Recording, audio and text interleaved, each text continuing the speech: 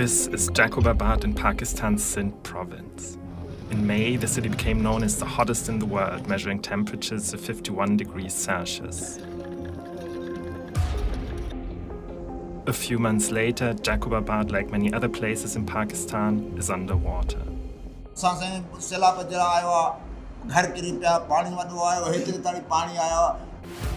Officials say that 1/3 of the country has been inundated.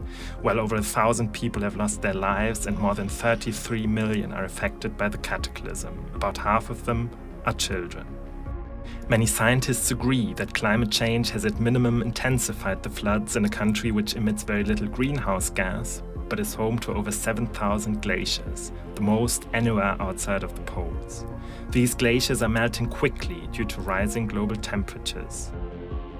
As the scale of devastation becomes apparent in Pakistan, calls for climate justice are mounting. While Pakistan is responsible for less than 1% of global emissions, it is the 8th most climate vulnerable country in the world. That's a really important debate to have. A debate that has been pushed forward by several Pakistani government officials, including Climate Change Minister Sherry Rahman.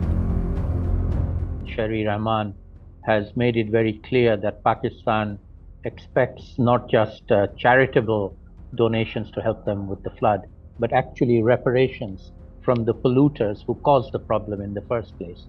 And that's primarily the rich developed countries who are the main cause of emissions of greenhouse gases that have raised global temperature above 1 degree.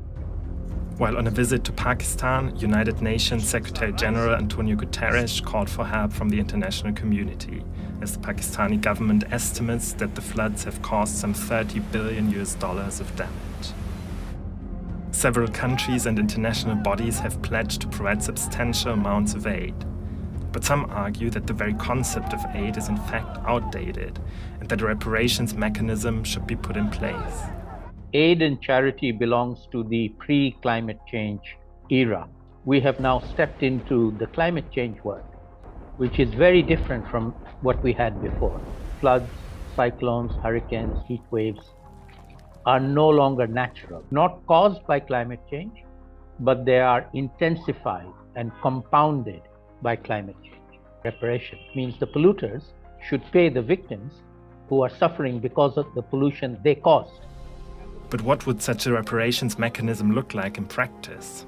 Where is the money going to come from? Who is going to manage it? Who will get it? What systems do we need to put in place for it? Very legitimate questions. We'll negotiate them in COP27. The COP27 climate conference will take place in Egypt later this year. At last year's COP26 climate talks, developing countries united behind a call for a loss and damage finance facility. But the proposal was resisted by the European Union and the United States, the biggest carbon polluter in history. John Kerry, the US government's climate envoy, said he didn't support reparations and that Washington would instead focus on helping countries adapt to climate change. In light of the humanitarian crisis in Pakistan that the United Nations have described as unprecedented, compensations could well take center stage at this year's climate conference. It seems unlikely, though, that the debate is going to be resolved anytime soon.